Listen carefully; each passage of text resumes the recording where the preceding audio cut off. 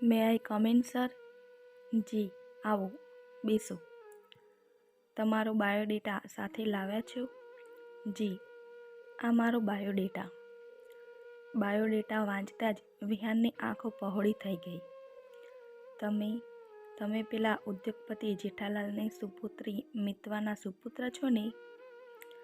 જી હા સર. પણ મારા બાયોડેટામાં તો મેં એવું કંઈ જ નથી લખ્યું. તો પછી તમને એની કેવી રીતે ખબર પડી? તમે ક્યાં રહો છો? આઈ મીન તમે જામનગરનું એડ્રેસ લખ્યું છે, અહીંનું એડ્રેસ નથી લખ્યું. મતલબ તમે આ શહેરમાં નથી રહેતા? વિહાન સંકેતનો ઇન્ટરવ્યૂ લેવાને બદલે એને ઇન્ટરવ્યૂ આપી રહ્યો હોય એમ અંદરથી ધ્રુજવા લાગ્યો. જી સર, હું જામનગર જ રહું છું. એમ?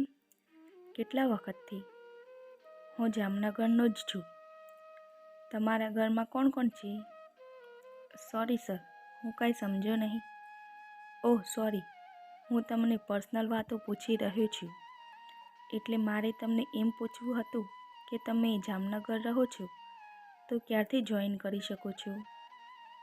સર, હું મારી કાબેલિયતથી આ નોકરી મેળવવા માગું છું, મારા નાનાની શાખથી નહીં. હા, એ તો મેં તમારી કાબેલિયત તમારા બાયોડેટામાં વાંચી જ લીધી.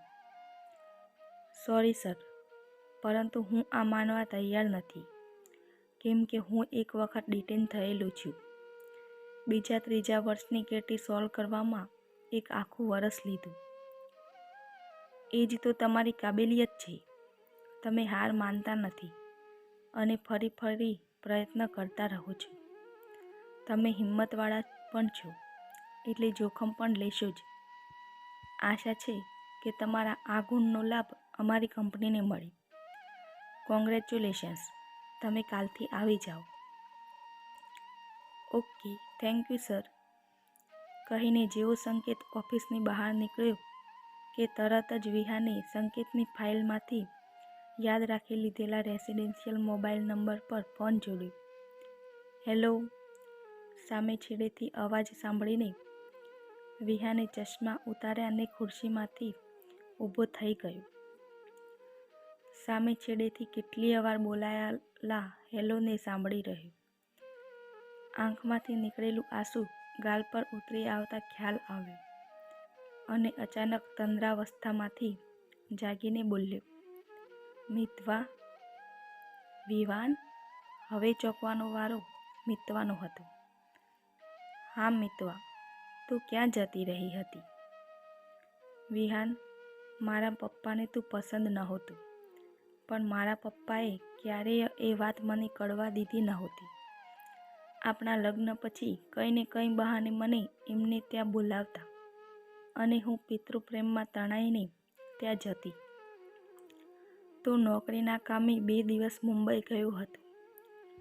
તે વખતે પપ્પાના પ્લાનિંગ મુજબ મને બંગલે બોલાવી અને બીમારીના બહાના હેઠળ થોડાક દિવસ ત્યાં જ રાખી લીધી. મને એટલા બિઝી રાખતા કે હું તને ફોન પણ નહોતી કરી શકતી. મારો ફોન એમના હાથે પડી ગયો ને સ્ક્રીન ઉડી ગઈ. તે કેટલાય દિવસ સુધી રિપેર ના થયો, એટલે તને ફોન કરવા માટે પપ્પા પાસે ફોન માગતી. રાત્રે પણ હું તને ફોન કરવા જાઉં તો કહેતા, થોડીક વાર પહેલાં જ વિહાન સાથે વાત કરી અને વિહાનને કહ્યું છે કે મિતવાને કહેજો કે આજે હું બહુ જ થાકી ગયો છું, તો કાલે વાત કરીશ. મારી હમણાં જ વિહાન સાથે વાત થઈ. આજે એ મીટિંગમાં બિઝી છે. તો ક્યારેક કહેતા આજે એ કોઈ નવી નોકરીનો ઇન્ટરવ્યૂ આપવા માટે જવાનું છે, તો તેને ડિસ્ટર્બ ના કરતી. આ બધું પપ્પાના પ્લાનિંગ હેઠળ થતું. આ રીતે આપણા બંને વાતચીત બંધ કરાવવામાં પપ્પા મહદઅંશે સફળ થયા. મને તારા તરફથી ડિવોર્સ પેપર મળ્યા તે જોઈને હું ચોંકી ગઈ. મેં પણ ગુસ્સામાં આવીને સહી કરી દીધી. પપ્પાએ કહ્યું, તું થોડાક દિવસ સંકેતને લઈને અમેરિકા ફોઈને ત્યાં જઈ આવ, તને સારું લાગશે. હું 2 મહિને પરત ફરી. એક દિવસ પપ્પાની તેમના આસિસ્ટન્ટ સાથેની વાતચીત પરથી મને તેમના ષડયંત્રનો ખ્યાલ આવી ગયો. આ સંદર્ભે પપ્પા સાથે વાતચીત કરી તો પપ્પાએ કહ્યું, એ તારે લાયક હતો જ નહીં. તું નવેસરથી તારી જિંદગી શરૂ કર.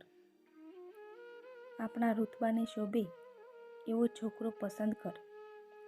રહી વાત સંકેતની, તો હમણાં આયા સંભાળી લેશે. પછી એને કોઈ બોર્ડિંગ સ્કૂલમાં મૂકી દેજે. ખરેખર તે દિવસે મેં મારા પપ્પાનો અસલી ચહેરો જોયો. તે દિવસે હું એમની ધન દોલત અને બંગલો બધું જ છોડી સંકેતને લઈને નીકળી ગઈ. ક્યાં જઈશ તેની મને ખબર નહોતી. રેલવે સ્ટેશન ગઈ. સાચું કહું તો હું એટલી બધી હતાશ થઈ ગઈ હતી કે હું શું કરી રહી છું એનું પણ મને ભાન ન હતું. રડતા રડતા રેલવેના પાટા ક્રોસ કરી રહી હતી. દૂરથી આવતી ટ્રેનના અવાજે પણ મારી વિચારતંદ્રા ન તોડી. એક માણસ દોડતો મારી પાસે આવ્યો અને મને રેલવેના પાટા પરથી રીતસરની ખેંચી લીધી. શું કરો છો બહેન તમે? બાળકને લઈને આમ રેલવે ક્રોસ કરાય? દાદર પરથી જવાને બદલે તમે? હું અહોભાવથી તેની સામે જોઈ રહી.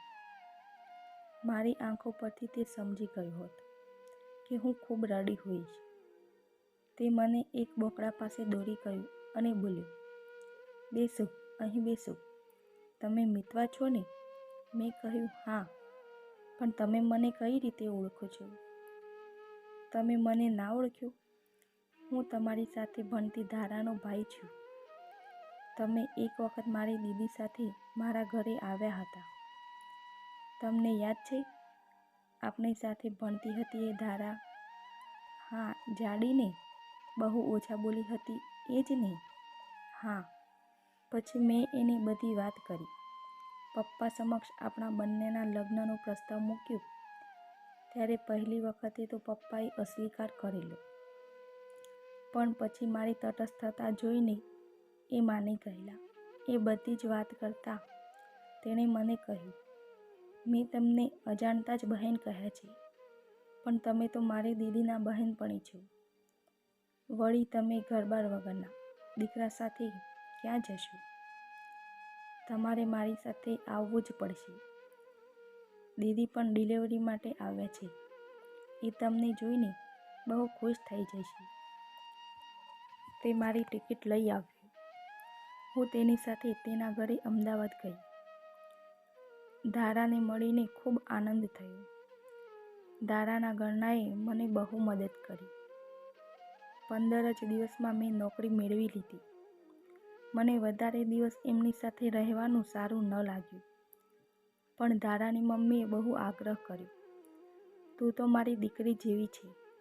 આ નાના બાળકને લઈને એકલી કેવી રીતે રહીશ? તું નોકરી કરશે તો આ બાળકને કોણ સાચવશે? ખરેખર વિહાન, મા વગરની દીકરીને માનો પ્રેમ કોને કહેવાય તે સમજાયું. હું તેમના ઘરની બરાબર બાજુમાં જ ઘર ભાડે રાખીને રહેવા લાગી. હું નોકરીએ જતી ત્યારે સંકેતને ધારાના ઘરે જ મૂકીને જતી. એમ સમજ કે એ જ મારું પિયર બની ગયું. મેં મારું બધું દુઃખ ભૂલીને નવેસરથી જિંદગી શરૂ કરી. ધારા તો એના સાસરે જતી રહી હશે ને? બધી વાત ફોન પર જ કરશે? ઓકે, મળીને વાત કરીએ. વિહાન, ત્યાર પછી મેં તને બહુ શોધ્યું. તારા ફોન પણ બંધ આવતા હતા. મિતવા, મને ટાઈપ કરેલો એક પત્ર મળ્યો. તેમાં લખેલું હતું કે વિહાન, તું મારા લાયક બનજે, પછી આવજે. લિખિત મિતવા. મેં તારું ઘમંડ ઉતારવાનું નક્કી કર્યું અને આગળ ભણવા વિદેશ જતું રહ્યું. જ્યારે પરત ફર્યો ત્યારે તારા પપ્પાને ડેથના સમાચાર જાણ્યા ને તને મળવા બંગલે ગયો.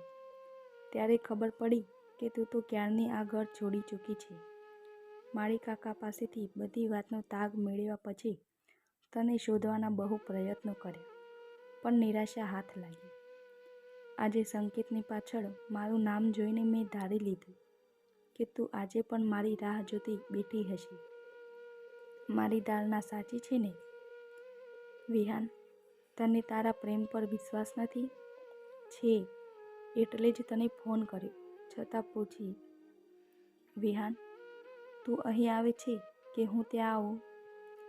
અત્યારે તો હું જ ત્યાં આવું છું તને લેવા માટે. તું ના તો કહી નહીં શકે, કેમ કે તારા દીકરાને આપણા દીકરાને પણ આ જ શહેરમાં નોકરી મળી છે. એટલે તું હવે આપણા દીકરાને નોકરીએ રાખશે? બધી વાતો પછી. હમણાં તો હું તને મળવા માટે ઉત્સુક છું.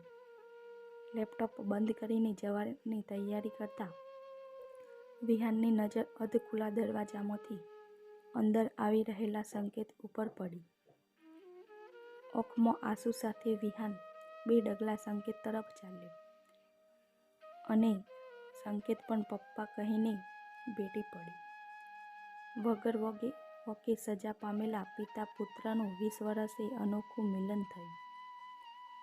મિત્રો, સ્ટોરી ગમી હોય તો વિડીયોને લાઈક કરજો, કોમેન્ટ કરજો અને પ્લીઝ ચેનલને જરૂરથી સબસ્ક્રાઈબ કરજો.